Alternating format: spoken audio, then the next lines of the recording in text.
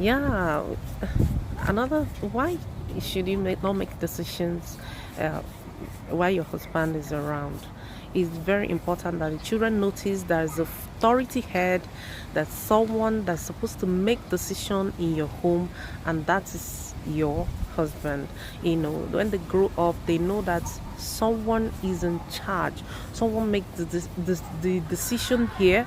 Someone says how it should be, and they got to respect your husband. It's very, very important that the children get it from young age. When they want to go outside and play, mommy, can we go outside and play? Say, can you ask your dad? Just keep quiet. Keep quiet. Don't say you can go. Tell, can you ask your dad if you can go? So they begin to understand that your dad is the figurehead. When the decision is between you and your husband, I suggest that you give your suggestion once. What did I say? Give your suggestion once. When you do that, your husband takes the lead.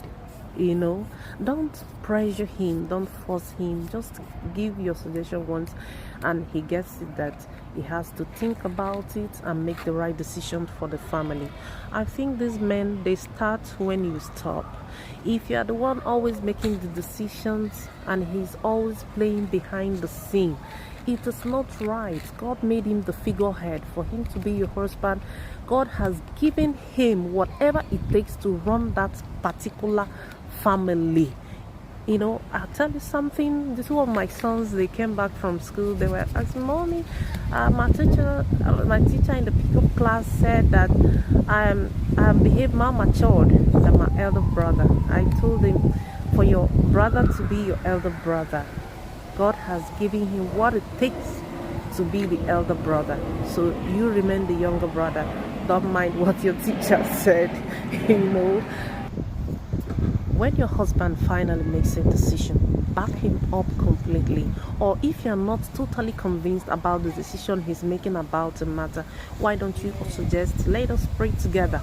Yeah, you can take it to God in prayer. God will help you take while you are taking that route, God can show you light to take a path that will be better, for the family, for everybody, that will benefit everybody, benefit you. So when he's taking a decision, back him up. But if you're not convinced, you can suggest you pray about it. That's the way. Even while you are on your roots, on a decision your husband has made and something goes wrong, never say I told you so.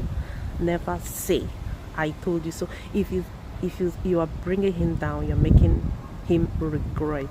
You understand? Sometimes when there's a decision to make, he may pull behind. But when something like that happens, encourage him. You understand? So let me tell you something. It's something that seems wrong to you as it's happening might lead to something good. You never know. You understand? A wrong decision can lead to a better future. God may have allowed it to teach you to something, to help you kind of find a way from your fall. If a fall is not completely a fall, except you see it like that, when you see a fall, there might be a way to rise better. You understand? Accept it kindly, calmly, lovingly, encouraging. You did your best, but it went this way. Maybe God has something for us to learn. When you tell him like this, he'll be encouraged. But if you react so hugely, over a mistake, next time he will hide his failure from you. Yes, he will hide his failure from you. He will not tell you because you are going to react hugely, But when he makes a mistake and you accept it calmly, sometimes don't even talk about it. Push it aside, or try to encourage him if he's so sad. He will never hide his life from you. His life will be bare. You will know everything. You will know everything about him. This reaction, even you react hugely, he starts hiding from you. It will establish a pattern of the seeds. in your marriage is very dangerous. When your husband establishes or your wife establishes the pattern of deceit in your marriage, it, you know, there's, to me, the marriage has had cracks.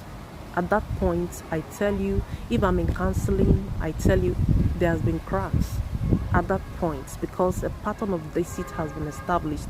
You can't even tell your wife if it's going bad. You tell her it's okay, it's fine, everything is, until all of you meet yourself down. Remember that when you sympathize with your husband, the day you will make a wrong decision, he will be the one to sympathize with you. But if you're reacting hugely, you were so stupid to lose money in the stock. I told you not to invest there, and you did. See where we are, we lost all our money. What are we gonna do? And you shout and scream down the house. Don't worry, the day you have your own mistake, he'll be shouting at you too. But when you sympathize with him, husband is same with you, wife is same with you. Sympathize with your wife, wife sympathize with your husband. Two of you hold hands together and you pull through life.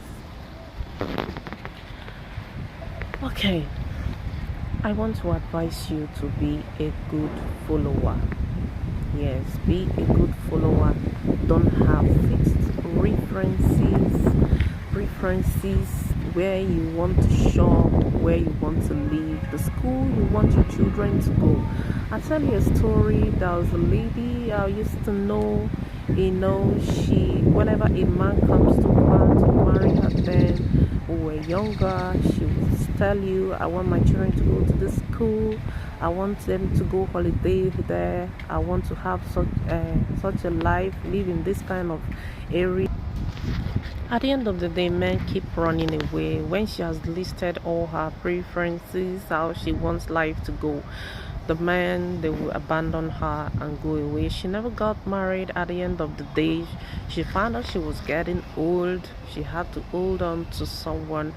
At the end of the day, she's living in her mother's house with this man she was able to get at last. So it's not right. If you have these fixed preferences, I would suggest you trust God with all your heart. The first decision is to get the right person that you can spend the rest of your life with, and every other thing will go according to God's plan. Then you have to work hard towards your dreams and vision. God will support you to the end. It's not that sitting down there and making all the decisions and all the fixing things the way they must go. The world doesn't run that way. But if you trust God, God is gonna fix everything and give you the best you didn't know you could have. My final decision is listen to your husband, and you'll be listening to God. Is God has placed him in that position where he is as the head of the family. I want all women all over the world to honor God. When you honor your husband, you are honoring God. God will walk through him with your prayers and with your supplications unto God. You get what you